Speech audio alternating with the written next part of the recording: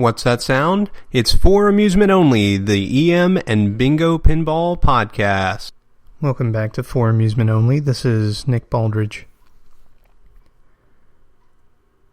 If you're working on a bingo and you're having a timer-related problem, meaning the game isn't counting appropriately the number of balls that you've shot so that you can't press the release button or register button to try to get your credits, then it's likely, rather than an issue with the timing circuit itself, if you've ruled out the ball trough switches, then it's likely that it's the switch which lives under the ball gate.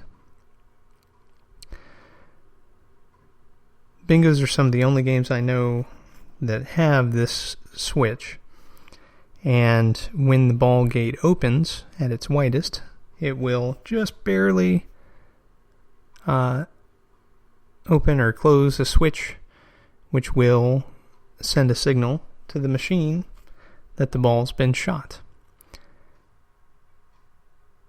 Now, this isn't the only cue the machine has to lift another ball, and so if that switch is malfunctioning or misadjusted, you'll still get your 5 balls lifted.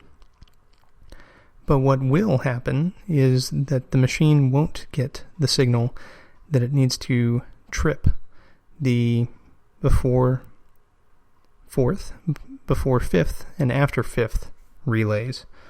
Depending on the vintage of game you're looking at, this can cause all kinds of weird issues that you'd never expect. So, again, a really simple example is just scoring. It won't score. And if you manually trip after 4th, then it will score. And that's purely because of this one little switch. Now, I mentioned that you want to have the adjustment as close as possible so that when the ball just reaches its peak of opening the gate, that it just barely actuates that switch. Otherwise, you're going to run into a situation where you don't quite shoot the ball with enough force, and it ends up lifting another ball. That's not what you want to happen. Instead, you want it to only lift a ball after you've shot the previous ball. And if you don't, and you have multiple balls loaded at the same time, then it's going to mar the surface of the balls, which will in turn mar your playfield, eat through the wax that you have on there, and cause you to have to replace your balls much sooner than you would ordinarily. So,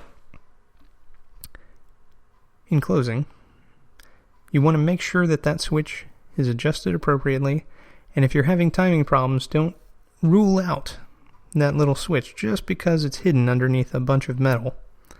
In fact, the metal itself can be causing shorting. I worked on a bingo once that had a problem with that switch, and it was shorting inside the wood of the playfield. The wires of the switch ran down and were not insulated far enough. Some of the insulation had been removed, and they were touching together, which was impossible to see. I had to fix that by assumption and then insulate one of the wires and see if that took care of the problem, and it did. So, as usual with assumptions, just never assume. Try to verify that the switch is doing exactly what you want. You can remove a large metal piece which sits above the ball gate and view the switch and the action that causes it to open or close. So, review that, see what happens, and good luck to you. Now, in other news, today I spent some time and reflowed the solder on my search wiper unit on ticker tape, and card number 4 is scoring completely appropriately again.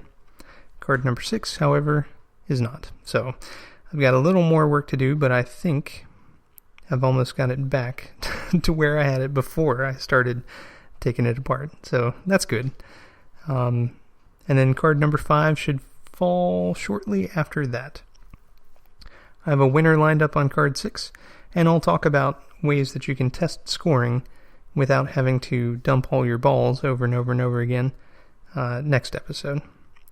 Well, thank you again for joining me. My name again is Nick Baldridge. You can reach me at foramusementonlypodcast@gmail.com, and you can listen to us on iTunes, Stitcher, Pocket Casts, via RSS, on Twitter, on Facebook, or on our website, which is foramusementonly.libsyn.com. Thank you again for listening, and I'll talk to you next time.